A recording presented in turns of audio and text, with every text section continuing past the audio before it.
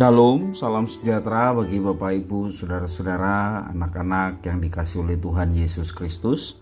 Berjumpa kembali bersama saya Pendeta Eka di dalam renungan firman Tuhan pada hari ini, hari Senin 30 Januari 2023. Sukacita dan damai sejahtera dari Tuhan Yesus kiranya menyertai hidup kita sekalian. Puji nama Tuhan. Pembacaan firman Tuhan hari ini sampai pada pembacaan Yeskiel pasal yang ke-11. Kiranya firman Tuhan memberkati kita sekalian. Baik, sebelum kita akan merenungkan bagian firman Tuhan hari ini, kita akan berdoa. Tuhan Allah Bapa di surga, di dalam nama Tuhan Yesus, kami bersyukur dan berterima kasih atas penyertaan, kasih setia dan berkat yang sungguh kami alami dari hari ke hari. Kami mau terus setiap apa yang boleh Tuhan nyatakan, membuat kami semakin mengenal pribadi Tuhan. Sehingga pengenalan Tuhan boleh membawa kami dalam hidup dalam ketaatan akan firman-Mu. Karena itu kami mau terus memperdengarkan hati pikiran kami kebenaran firman Tuhan. Mampukan untuk kami dapat mengerti dan memahaminya, juga kami dapat menggenapinya dalam hidup kami. Terima kasih Bapa, inilah diri kami sedia untuk belajar firman Tuhan. Demi nama Tuhan Yesus kami berdoa. Haleluya, amin. Yeskiel pasal 11 saya akan membacakan ayat yang ke-14 sampai 25. Demikianlah firman Tuhan. Kemudian datanglah firman Tuhan kepadaku. Hai anak manusia, penduduk-penduduk Yerusalem berkata tentang semua saudara-saudaramu, tentang kaum kerabatmu dan segenap kaum Israel dalam keseluruhannya. Mereka telah jauh dari Tuhan. Kepada kami tanah ini diberikan menjadi milik. Oleh sebab itu katakanlah, beginilah firman Tuhan Allah. Walaupun aku membawa mereka jauh-jauh di antara bangsa-bangsa dan menyerahkan mereka di negeri-negeri itu, dan aku akan menjadi tempat kudus yang sedikit artinya bagi mereka di negeri-negeri di mana mereka datang. Oleh sebab itu katakanlah, beginilah firman Tuhan Allah. Aku akan menghimpunkan kamu dari bangsa-bangsa dan mengumpulkan kamu dari negeri-negeri di mana kamu berserak, dan aku akan memberikan kamu tanah Israel.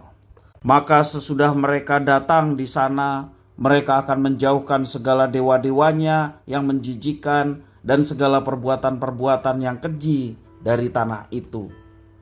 Aku akan memberikan mereka hati yang lain dan roh yang baru di dalam batin mereka. Juga aku akan menjauhkan dari tubuh mereka hati yang keras dan memberikan mereka hati yang taat, supaya mereka hidup menurut segala ketetapanku dan peraturan-peraturanku dengan setia.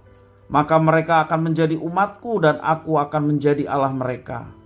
Mengenai mereka yang hatinya berpaut pada dewa-dewanya yang menjijikkan dan pada perbuatan-perbuatannya yang keji, aku akan menimpakan kelakuan mereka atas kepalanya sendiri.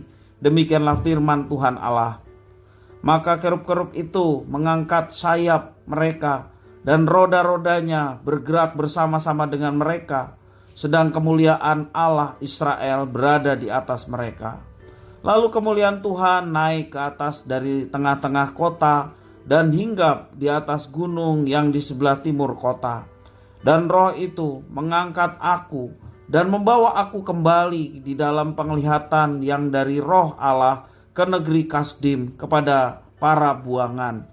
Lalu menghilanglah penglihatan yang kulihat itu daripadaku, dan aku sampaikan kepada para buangan itu segala sesuatu yang diperlihatkan Tuhan kepadaku. Bapak Ibu saudara-saudara yang dikasihi oleh Tuhan Yesus Kristus, umat Israel telah berbuat keji terhadap Tuhan Allah sehingga harus menderita dalam pembuangan. Apakah mereka akan tetap di sana selama-lamanya? Allah menjawab Yeskiel yang bergumul karena umat Israel telah menjauhinya. Akibatnya mereka harus menjalani hukuman dengan cara menjadi orang buangan di negeri asing. Namun hal ini bukan akhir bagi mereka. Allah tetap berjanji bahwa suatu saat nanti Tuhan Allah akan menghimpun mereka kembali.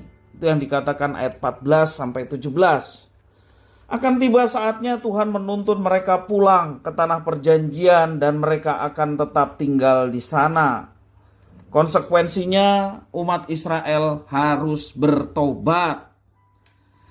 Setelah dibebaskan dari pembuangan, mereka harus meninggalkan segala penyembahan berhala. Mereka akan hidup dalam ketaatan kepada Tuhan Allah dengan mengikuti hukum Allah dengan setia. Dan hidup mereka sungguh-sungguh menunjukkan jati diri sebagai umat milik Tuhan Allah. Akan tetapi jika mereka tetap menyembah berhala, maka hukuman yang lebih berat akan menanti mereka. Itu yang dikatakan ayat 19 sampai 21. Kasih Tuhan Allah yang sempurna terlihat dari pemeliharaannya kepada umatnya. Ia ingin agar manusia yang dikasihinya hidup di dalam segala berkat-Nya. Namun manusia adalah makhluk yang tidak sempurna, yang selalu berpotensi untuk melakukan dosa dan kesalahan. Bapak Ibu Saudara-saudara, kita sudah melihat bagaimana Tuhan Allah menghukum umat-Nya yang berbuat dosa.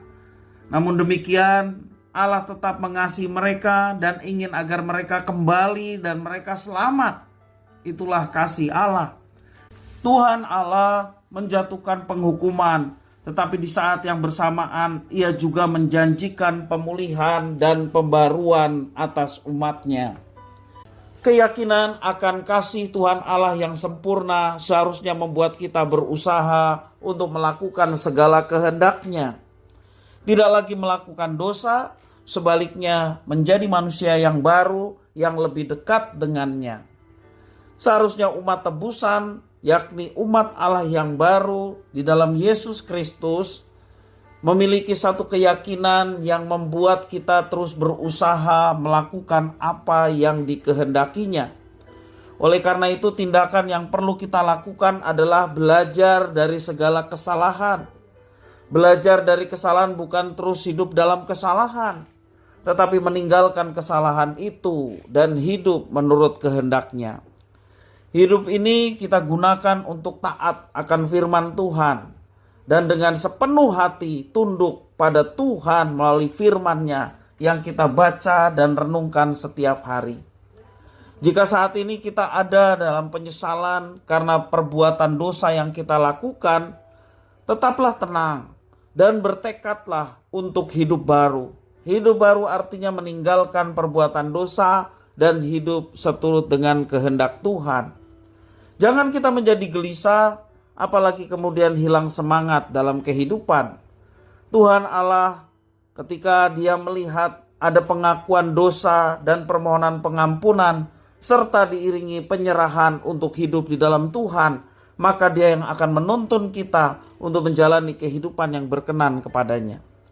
Mari kita meninggalkan perbuatan dosa dan hidup sesuai dengan kehendak-Nya. Maka kita akan menikmati kehidupan yang baik dalam pemeliharaan Tuhan. Tujuan hidup kita adalah supaya kita memuliakan Tuhan. Dan memuliakan Tuhan adalah senantiasa melakukan kehendak-Nya. Kita tidak sendiri. Maka ketika kita meminta pimpinan Tuhan, Dia yang memampukan kita, menolong kita untuk dapat melaksanakan kehendak-Nya dalam hidup kita setiap hari. Kiranya firman Tuhan memberkati kita. Mari kita berdoa. Tuhan Bapa di surga, di dalam nama Tuhan Yesus, kami sungguh bersyukur dan berterima kasih untuk firman Tuhan. Terima kasih ya Tuhan, kalau firman-Mu mungkin menegur kami, sehingga kami mau berbalik dari segala dosa-dosa yang kami perbuat dan hidup mengikuti Tuhan. Kalau kami tahu bahwa yang kami lakukan adalah dosa, tetapi kami terus larut di dalam dosa, Tuhan, hari ini kami mau bertobat, meninggalkan semuanya itu, dan hidup mau seturut dengan rencana dan kehendak-Mu. Terima kasih ya Tuhan atas firman-Mu, mampukan kami untuk kami dapat melaksanakannya dalam hidup kami. Terpujilah nama-Mu Bapa, demi nama Tuhan Yesus kami berdoa. Haleluya, amin.